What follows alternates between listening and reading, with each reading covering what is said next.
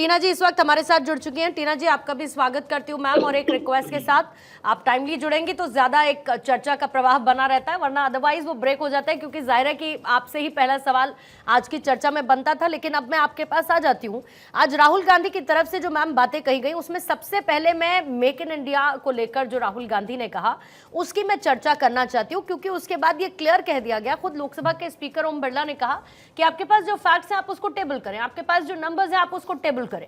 क्या राहुल गांधी ने एक बार फिर से नंबर्स के लिहाज से सेल्फ गोल कर दिया है, या फिर कांग्रेस अपनी बात पर अड़ी हुई है कि भाई मैन्युफैक्चरिंग के क्षेत्र में, विनिर्माण के क्षेत्र में जो जीडीपी थी वो किस तरीके से 2014 के बाद से अब तक गिरी? सरकार की नीयत ठीक थी लेकिन उसमें प्रधानमंत्री फेल हो गए, यानी कि उनकी जो नीति थी वो पूरी तरीके से फेल रही। देखिए, मुझे लगता है हर मोर्चे पर ये फेल रहे हैं, फेलियर रहे हैं। जैसे प्रधानमंत्री, लेकिन आपने मुझे टॉपिक आ गई थी। ऑडियो क्लियर नहीं है टीना जी, आप ऑडियो आपका क्लियर नहीं है टीना जी, ऑडियो आपका क्लियर नहीं। मैं आपको रिकनेक्ट करवा देती हूँ मैम एक बार, फिर मैं उसके बाद आपका जवाब लूंगी। मीनवाइल हर्ष, मैं आपके पास आना चाहूंगी। विनिर्माण से आगे आते हुए जरा मैं इस कॉन्सेप्ट की भी बात कर लेती हूँ। जब यूएस गए एस जयशंकर, और उसके बाद उनकी तरफ से जो ट्वीट किया गया, क्योंकि आज 2-3 मुद्दे हैं इसलिए मैं चाहूंगी उनको कवर अप कर लूं। एक तो विनिर्माण वाला मुद्दा, और जो फैक्ट्स रखे गए राहुल गांधी, या फैक्ट्स कहूं नंबर्स रखे गए राहुल गांधी की तरफ से, ये फैक्चुअली कितने करेक्ट कितने इनकरेक्ट है। दूसरा, बेरोजगारी के पर्सपेक्टिव से क्या आपको भी लगता है कि यूपीए सरकार अगर फेल रही तो साथ में एनडीए सरकार भी आजकल आज की तारीख तक बेरोजगारी के मामले में फेल रही है?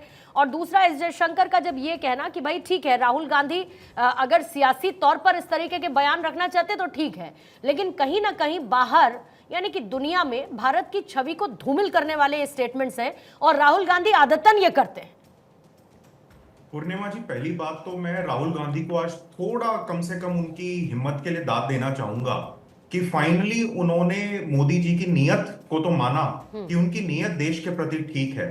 जो रोज पानी पी पी कर मोदी जी को गाली देते थे, जो रोज उनकी नीयत पे सवाल उठाते थे, आज कम से कम मोदी जी की सही नीयत को मान रहे हैं। और वो दिन दूर नहीं है जब वो नीति को भी मानेंगे। जब, क्योंकि आज आप ये देखिए, जो भी उन्होंने बात करी कोई भी फैक्चुअल नहीं थी, कोई भी डेटा के सपोर्टेड नहीं थी। जिस दिन वो डेटा को लेके आ जाएंगे सदन में, जिस दिन वो डेटा के बेसिस पे बात करेंगे, तो आज सिर्फ नियत की बात मानी है तो उस दिन नीति की भी बात मानेंगे कि मोदी जी की नीति भी सफल रही। दूसरा, मैं आपको बताऊं, देखिए राहुल गांधी की एक और बात का मैं दाद देना चाहूंगा। कम से कम उन्होंने ये माना कि यूपीए के टाइम में भी बेरोजगारी पे कोई काम नहीं हुआ, उससे बेरोजगारी का कोई हल नहीं निकला। अब जब मेक इन इंडिया की तर्ज पे जो इतना अच्छा बजट आया, उसका जो पॉजिटिव रिस्पांस है और जो मेक इन इंडिया सक्सेसफुल हो रहा है, उससे डर के अब राहुल जी को ये लगा कि देखिए अब मिडिल क्लास समझ चुकी है, अब जो सैलरीड क्लास है वो ये समझ चुका है कि मोदी जी अच्छा काम कर रहे हैं। अगर मैं तारीफ नहीं करूंगा तो ये समझ जाएंगे कि मैं बिल्कुल कोरा झूठ बोलता हूं। तो ये उनकी मजबूरी है ये एक्सेप्ट करना कि देखिए अनएम्प्लॉयमेंट पे यूपीए में तो काम हुआ नहीं, लेकिन अब ये थोड़े दिनों में ये भी मान जाएंगे कि देखिए एनडीए सरकार ने अनएम्प्लॉयमेंट को काफी हद तक सॉल्व कर दिया है। देखिए पूरी तरीके से तो सॉल्व हुआ नहीं है, बट ये जल्दी सॉल्व हो जाएगा। और दूसरा, जो राहुल जी कहते थे कि देश में डर का माहौल है, जो पूरा लेफ्ट इकोसिस्टम कहता रहता था डर का माहौल है, आज मैं पहली बार ऑन रिकॉर्ड कहूंगा कि बिल्कुल अब डर का माहौल है।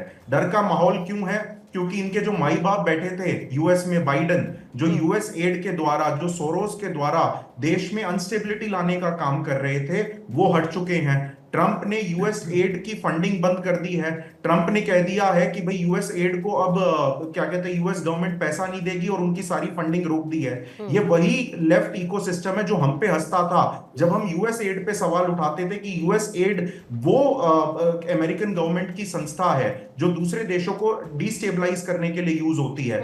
आज ये हम ही नहीं, ये ट्रंप भी कह रहे हैं, जो वहां के प्रेसिडेंट है, ये इलॉन मस्क भी कह रहे हैं। आप ट्विटर खोलिए, ये बिल्कुल स्पष्ट हो चुका है, यूएस एड को वो एक डिस्टेबलाइजिंग एजेंट के तौर पे यूज करते थे। अब जब सोरोस चले गए, यूएस एड चला गया, तो बिल्कुल डर का माहौल है। अभी इन्होंने ये नीति की बात मानी है, ये नीयत की बात मानी है, ये नीति की भी बात जल्दी ही मानेंगे। ठीक है, टीना जी अपनी बात को पूरा करेंगे आप मैम। अब मन की बात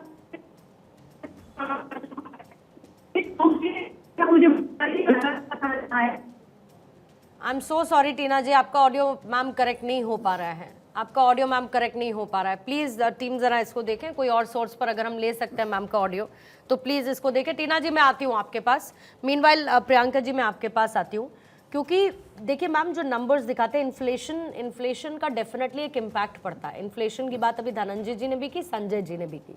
और अगर मैं फैक्चुअली चलती हूँ कि जो हम अपना टारगेट लेकर चल रहे थे विनिर्माण क्षेत्र में जीडीपी का, क्या हमने वो अचीव कर लिया है? वो नंबर कितना था, वो परसेंटेज जो सरकार टारगेट लेकर चल रही थी?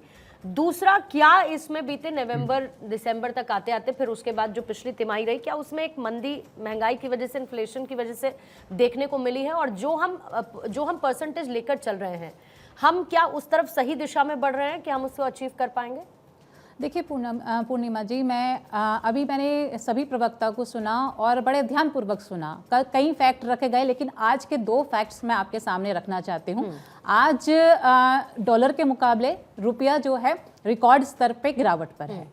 आज फोर्ब्स की एक रिपोर्ट आई है जिसके अंदर सबसे ज्यादा 10 ताकतवर देशों में से भारत जो है वो बाहर हो चुका है। ठीक है। हमारा पर कैपिटा इनकम जो देखा जाए तो हमारा जो स्थान है सारी दुनिया के देशों में वो 141वां स्थान है।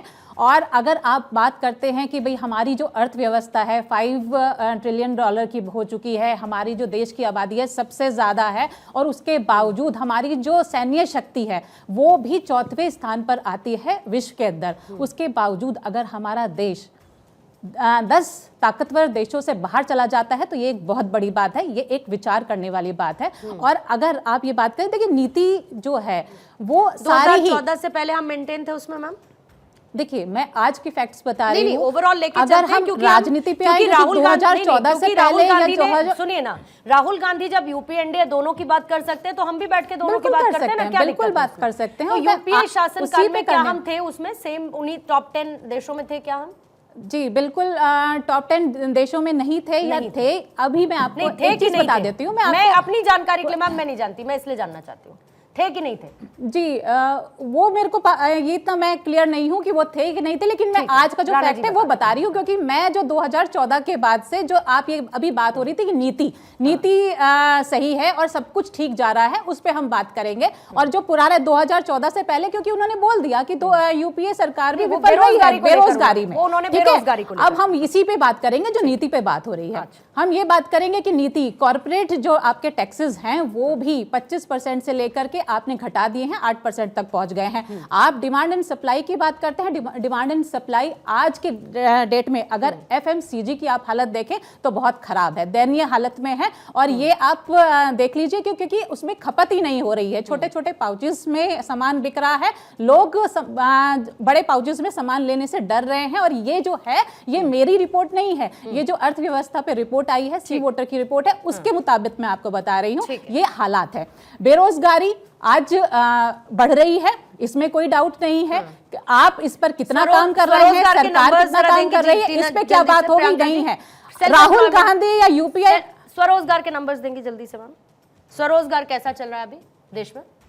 देखिए स्थिति कैसी है, खराब है, अच्छी है, मीडियोकर है, कैसी है? स्वराज आप एक बात बताइए मुझे, आपने अभी जो बजट आया है रिसेंटली, आपने कहा कि एमएसएमई के अंदर हमने जो है आपने बढ़ा दिया बजट, ठीक है, 5 जो लाख का है वो लिमिट आपने कर दी है। लेकिन आप मुझे बताइए जब डिमांड ही नहीं होगी तो सप्लाई कहाँ होगी? मैंने आपसे स्वरोजगार पे सवाल पूछा था मैम, ताकि क्लैरिटी लेकर चलते हैं। टीना जी कोई बात नहीं बता देंगी इसको लेकर। राणा जी लेती हूँ आपसे रिएक्शन।